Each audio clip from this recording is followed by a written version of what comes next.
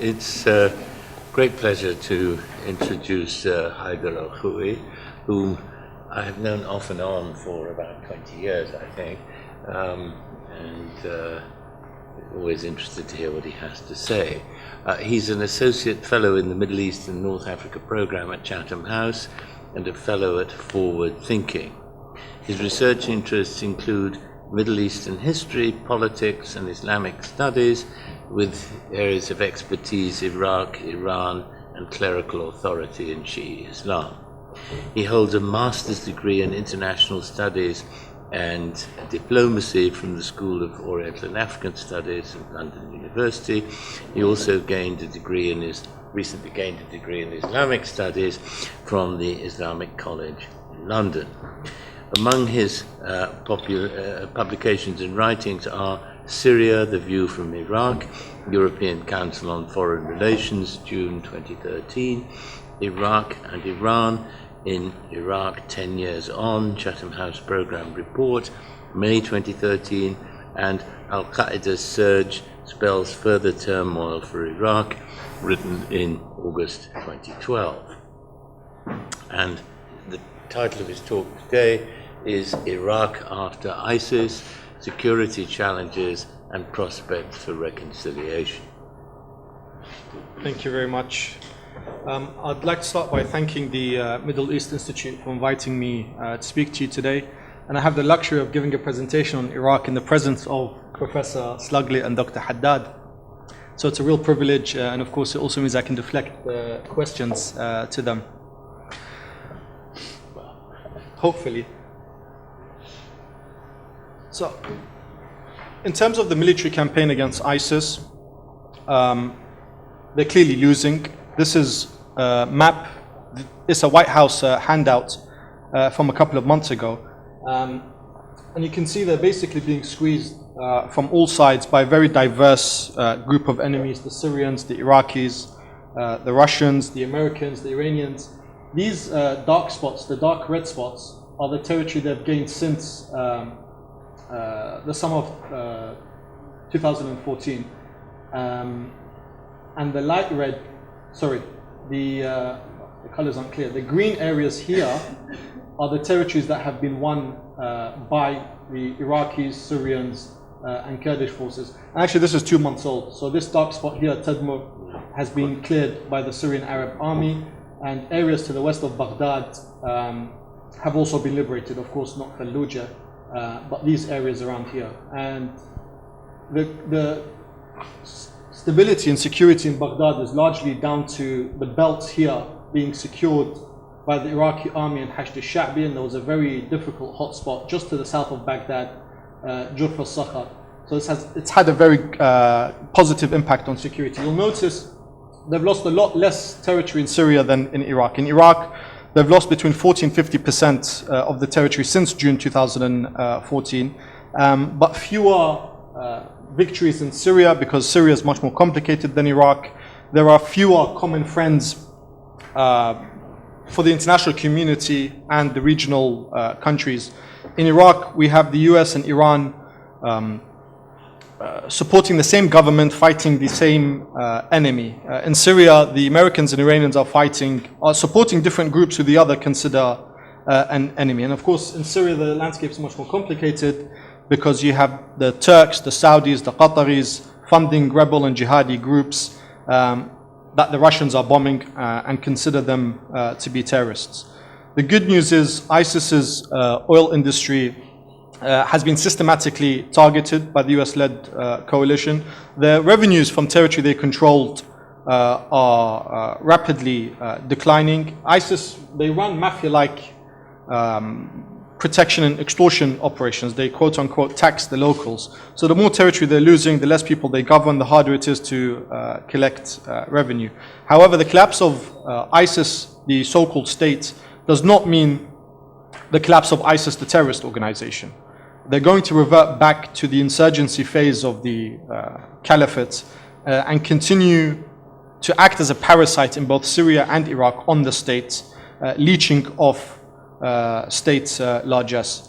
And it's important to remember, even before they rose in Mosul, they were still able to coerce the local population and tax even very big telecommunication and construction companies. And businessmen who came to Baghdad complaining that they were going to be forced to pay money to ISIS were actually told by the Iraqi government to simply add this to the price of the contract.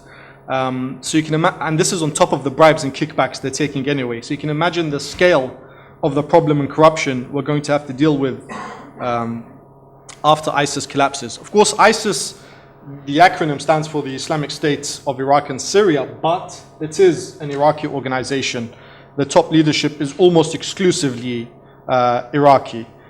We have many former Ba'athists, ex-army security intelligence officials, Major General in Saddam's army, Lieutenant Colonel, very senior military officers. And it's the ability to marry this cogent and potent radical ideology with a professional military outfit. So they have crazy people from all over the world who travel to Syria and Iraq, but once they're there, they're greeted by a proper state-like security apparatus that facilitates their war. Why I stress ISIS is Iraqis, because a lot of Iraqi politicians will either deny this or downplay this in an attempt to deflect responsibility or blame. But if you break ISIS in Iraq, they will crumble in Syria, and this is not the case vice versa. And actually, if you see the on the right, just some statistics, and why it's easier to fight in Iraq also, almost more than double the total number of airstrikes by the US-led coalition than in Syria. And of course, these numbers don't include the hundreds of Russian airstrikes. So the real challenge isn't really the fight against ISIS. And of course, ISIS still needs the support of the international community, but post-war reconciliation is going to be the biggest challenge the country will face. And I think it's where the international community can play a much more productive role in bringing disparate Iraqi groups together. Before I speak about the disparate Iraqi groups, this is a very interesting story by AFP last year, and it's actually, there are thousands of Sunnis now who are joining the Shia paramilitary forces.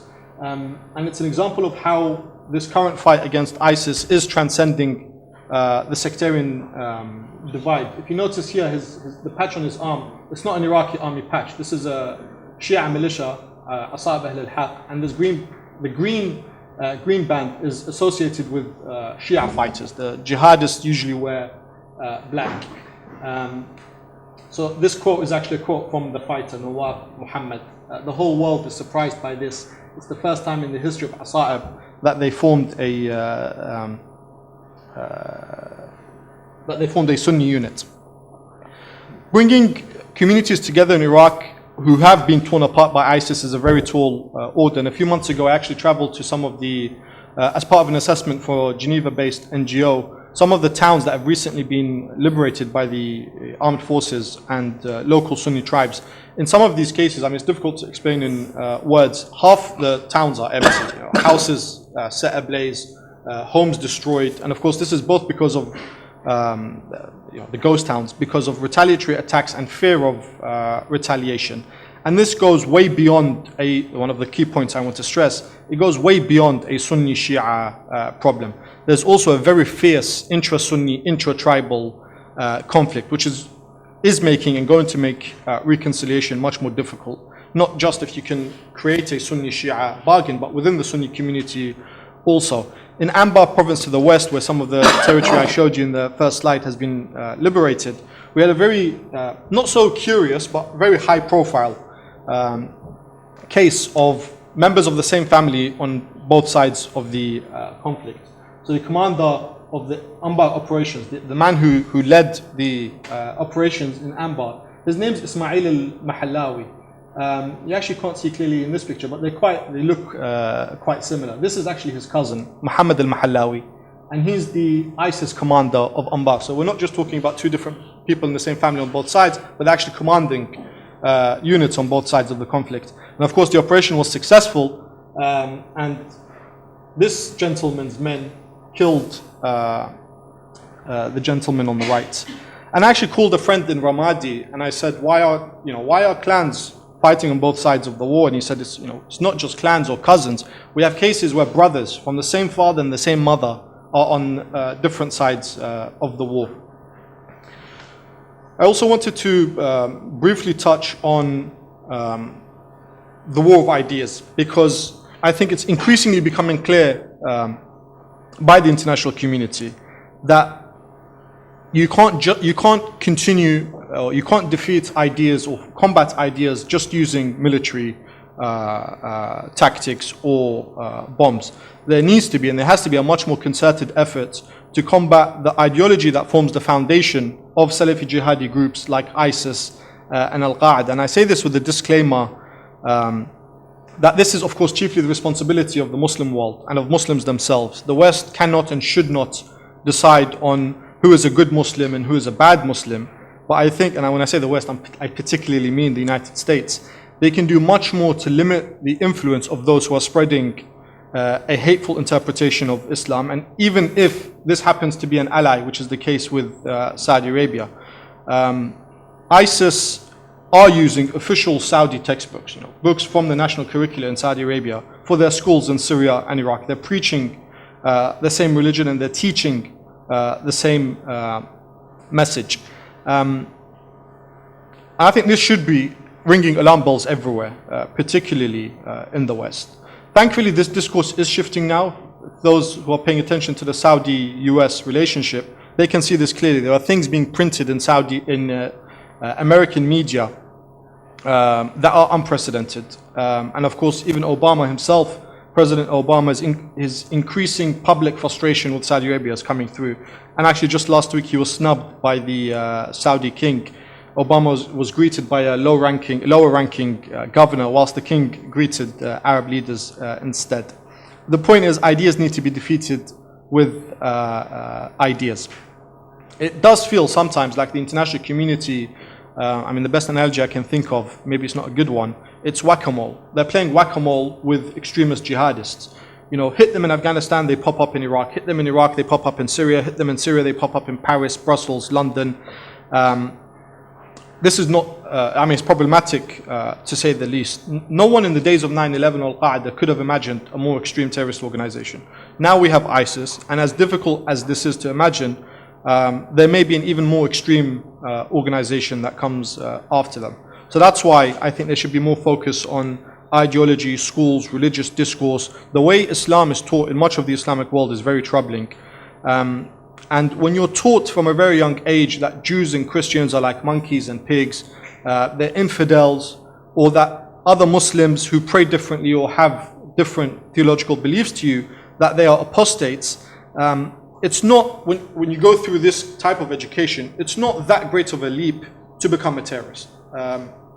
If you have this very black and white simplistic narrative of the other, it doesn't take much for groups like Al-Qaeda and ISIS to say, well, this is what you believe, put it into practice. And this is actually why ISIS have embarrassed, particularly the Wahhabis in Saudi Arabia. Look, we're just doing what you're preaching in your own books. One of the most interesting, for me as an Iraqi, for me as an observer or analyst, one of the most interesting things we're seeing is the radical shift in US-Iran relations. And this is not just in terms of the nuclear agreement, but the cooperation in Iraq as well. And of course, game changer may be an understatement to explain what's going on. The Americans and the Iranians, they have a very awkward relationship. It started in 2003 with open but undeclared war. They were supporting groups who were killing one another.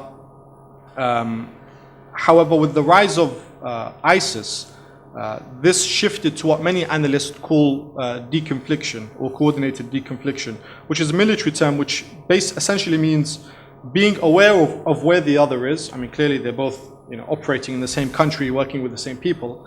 But with the rise of ISIS, it was much more standoffish. The Americans and the Iranians would be aware of what the other is doing and where the other is, and will try and largely stay out of the fight to avoid any potential clashes.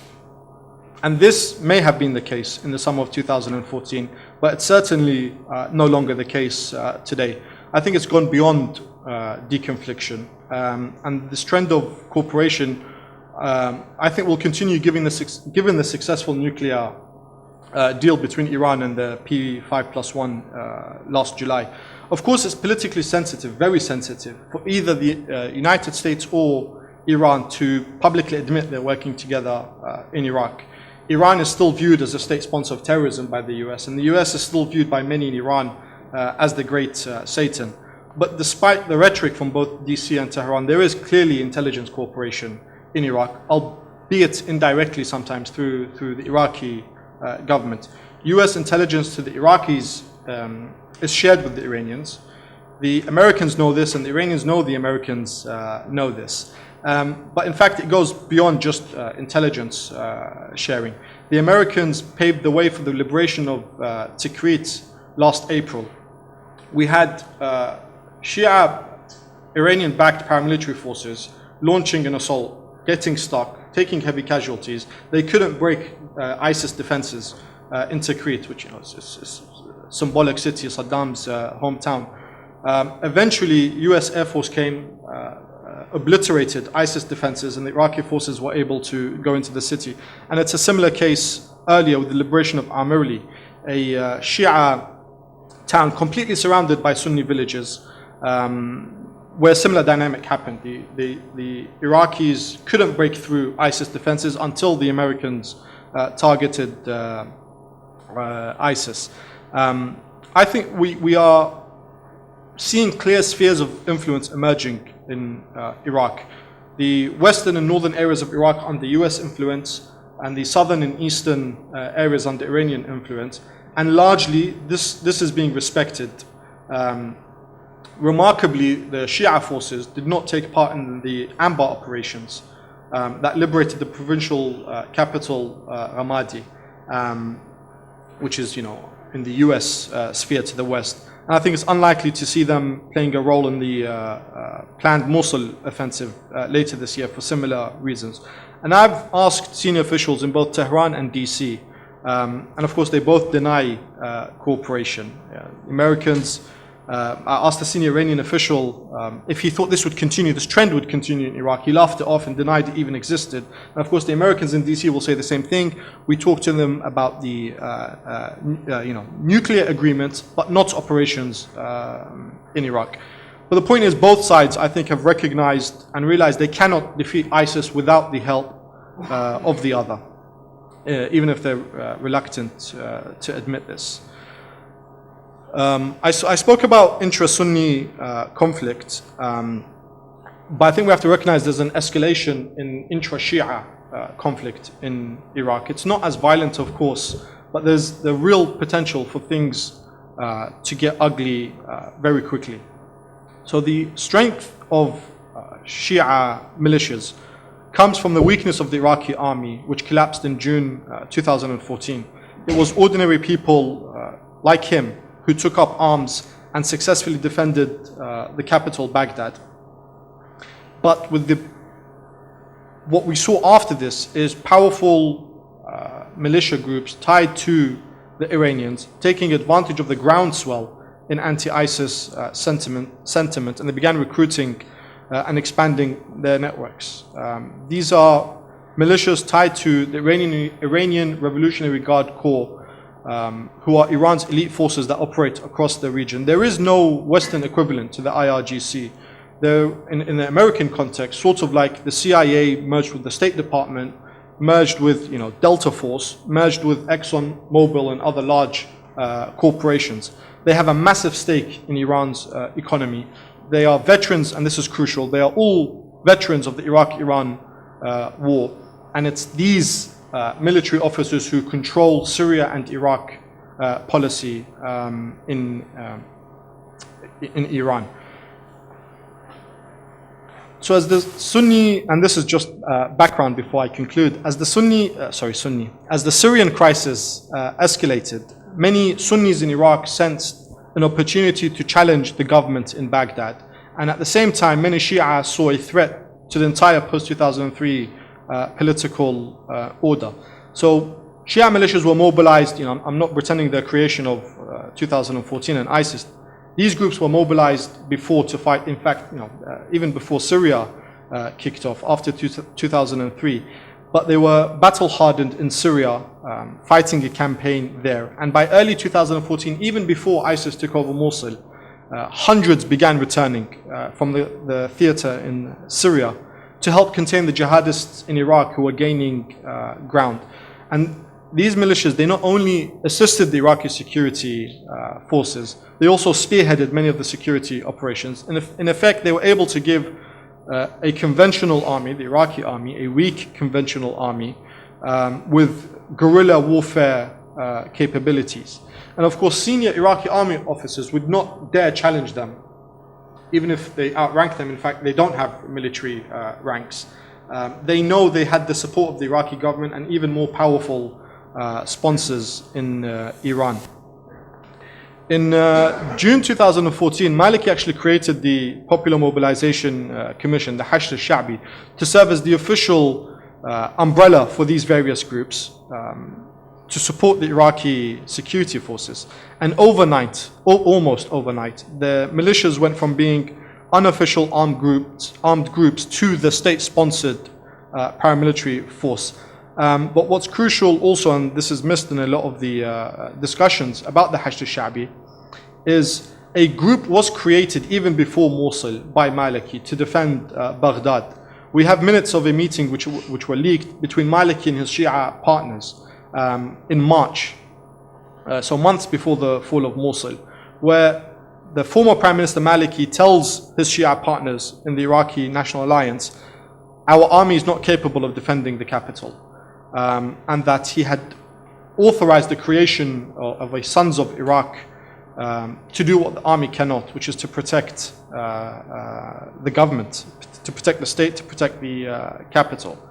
But the fall of Mosul in June, I think it's a watershed moment in Iraq's modern history, not just because of the typical 1,000 jihadists were able to rout tens of thousands of Iraqi soldiers, but because it came at a very sensitive time when Iraq's political parties were deadlocked in trying to form the new government. And the crisis and its immediate aftermath set in forces motions that I think are going to remain with us for decades to come. We had collapse of the armed forces, pleas of the Iraqi caretaker government for military assistance, and the reaction from Iran and the United States sped up and consolidated existing trends, which was the increased influence of Iran, as well as the empowerment and legitimization of Shia militia groups that rely on Iran for support. So what happened was we had the United States sensing weakness in Baghdad, refusing to offer any military assistance. And they wanted to see the fall of Prime Minister Maliki. This happened, it's worth remembering, despite the real danger Baghdad was in. And only months later, in March 2015, the Americans for the first time publicly acknowledged just how bad the situation was in June 2014.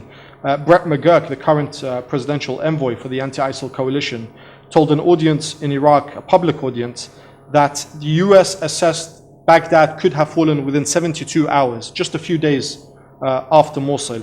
And they prepared for the worst, the Americans prepared for the worst by withdrawing 1,500 staff from the US embassy in Baghdad. Now contrast this, the US reluctance, Obama not wanting to do anything, despite I hear senior military officials in DC wanting to push for military assistance.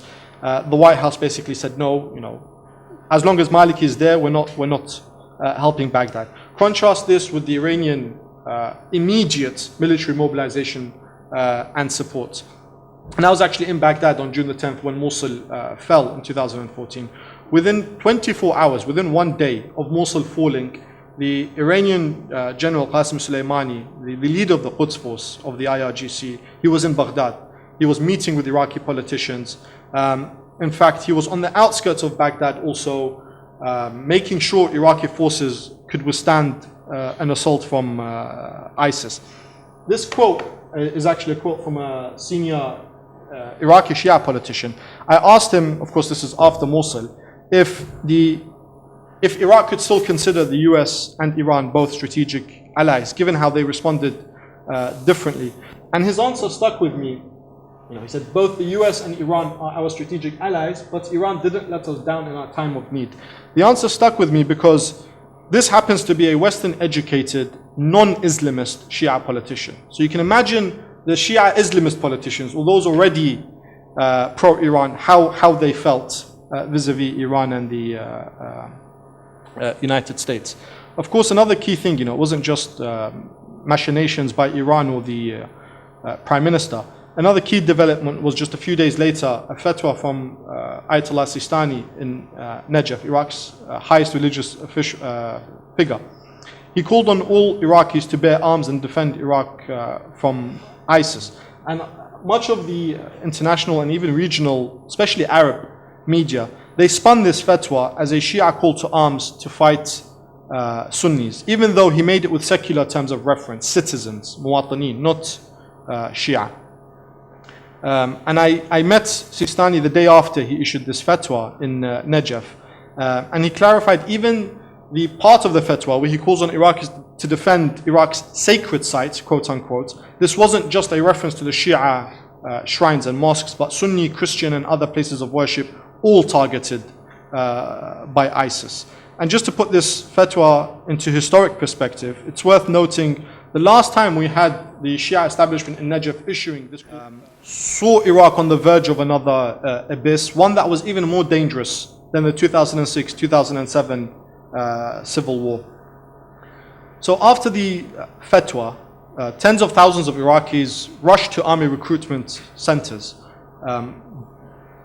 But due to the lack of infrastructure and state capacity to absorb these new recruits, the large Shia Islamist political parties and the already existing Iranian-backed militias, which I talked about, they were able to absorb them. And it's difficult even now to confirm the number we're talking about. And estimates range from 50,000 to 124,000 paramilitary fighters. I just want to add, in addition to the most of the Iranian-backed militia groups, Badr Brigade, Asab al-Haq, Kataib, Hezbollah, we also have tens of thousands of volunteers who operate under the command of the Hasht al-Sha'bi Commission, the popular mobilization, but they chose not to join the existing pro-Iranian groups. These volunteers, they also answered Sistani's call to arms, but they're affiliated to the holy shrines, the holy Shia shrines in Najaf and Karbala, which operate under the supervision of Sistani. And they receive a lot less attention in the mainstream media and even analysts who focus on Iraq, because they don't have the same sophisticated media communication networks and outreach tools that are used very effectively by the Iranian-backed groups. They're not invisible, but they're not as in your face. When the Hasht al-Sha'bi was exclusively a Shia force when ISIS first rose, but the paramilitary organization now includes thousands of Sunni tribal fighters, men like the one you saw in one of the first slides. And this is a concerted effort by the Prime Minister Abadi and his government to reach out to Sunni tribes, to desectarianize the paramilitary forces and empower Sunni fighters. In March 2015, we had Sunni tribal fighters from Salah ad-Din, provincial capital of which is Tikrit. They played a crucial role in liberating their city. In Anbar, more recently, we had Sunni tribes, Sunni tribes who have a long history of fighting against Al-Qaeda in Iraq. They fought together and alongside federal troops to liberate Ramadi. Salim al-Jubouri, Iraq's highest-ranking Sunni politician and Speaker of Parliament, although I'm not sure if he's Speaker of Parliament today, he's gone on the record to say there are 124,000 in the paramilitary forces, and the Sunni Arab tribal component is 17,000. However accurate these numbers are, there are plans to increase this to 30,000 by the end of 2016. And as I said, this reflects government policy and Baghdad's plans to empower locals. One of the first public statements made by the Iraqi Prime Minister, the new Iraqi Prime Minister, in the summer of 2014, he basically said, I am not prepared to send forces from the south to fight in Sunni provinces. I want local Sunnis to defend their areas, and I, as the central government, am prepared to help them. I will conclude with just two quick things, if I may. One is the Shia paramilitaries, especially those tied to the Iranians, are going to demand a stake in any post-ISIS settlement, however it looks like. There's going to be a very awkward conversation with the Prime Minister once the dust settles. Knock on the door, hello, it's good to see you, you're here because of us. And even now they're increasingly challenging the central government. So they're already a big headache for Baghdad and the international community. Sorry, this is, yes. Tens of thousands of them, those affiliated to the Shia shrines, they are, some of these people have day jobs, others will go back to their families, many others will happily be integrated, demobilized or integrated into the Iraqi security services, but powerful commanders of the pro-Iran groups, they're obviously going to resist any government attempt and US-backed government attempt to demobilize or integrate them into the security forces. And last but not least, when we talk about Iranian influence in Iraq, I think it's important also to recognize, it's not a one-way street. Iraq Shia have influence in Iran, and Iran has limits in Iraq when it comes to exerting their influence. Grand Ayatollah Sistani, it was because of him that Maliki no longer stayed in power for third term. But we're also seeing grassroots reaction from Iraq Shia against aggressive, what they see as aggressive Iranian posturing or propaganda.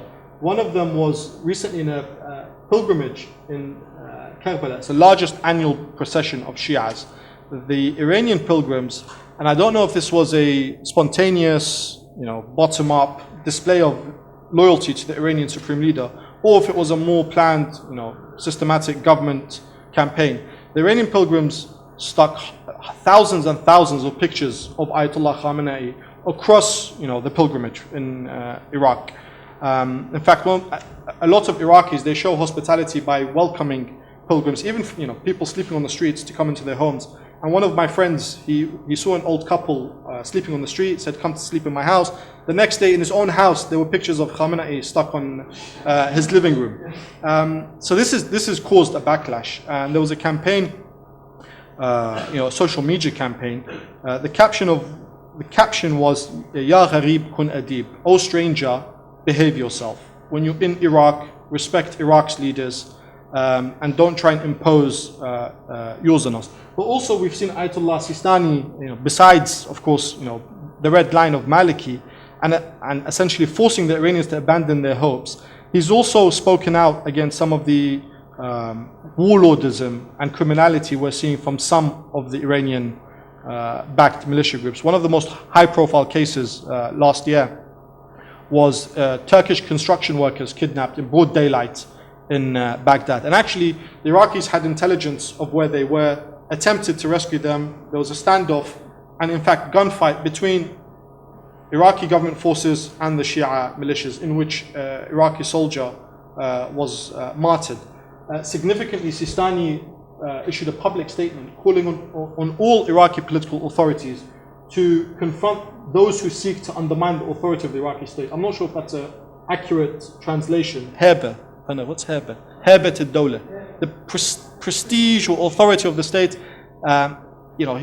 He was livid that something like this could happen in Baghdad under the nose of the Iraqi government. We also have, so in terms of the reactions to Iranian influence, the grassroots, highest religious level, and also the highest political level. We have the Prime Minister who, after the campaign in Tikrit, again, I think this is another example of Iranian overreaching, or just, an arrogant display or projection of force. after they liberated Tikrit, the Iranian-backed Iraqi forces, with the help of the US airstrikes, they wrote in Persian, in Persian writing, on the walls of Tikrit, entirely Sunni Arab city, the words Khomeini's army was here in Persian. And you can imagine, not just Sunni Iraqis were angry about this, so was the Prime Minister, publicly called them out and said there are elements, both internal and external, who want to exploit the security situation for their own benefit. So the Prime Minister, he's planning to contain the Hashd, officially the popular mobilization, within the Iraqi security forces. Currently, they're a independent commission tied to the Prime Minister's office through the National Security Council. Prime Minister Abadi wants to make this much more official by creating an extra ministerial force along the lines of the counter-terrorism forces in Iraq. So these are officially tied to the Ministry of Defense, but also to the office of the Prime Minister. And that's just an interesting statistic in the end. During my last trip to Baghdad, I found out that the Prime Minister keeps 60% of the entire Iraqi security forces in and around Baghdad. And of course, it's not just because of ISIS. So there is real worry there. I think I'll conclude with that. And hopefully you can take all the questions. I doubt it. Thank you very much.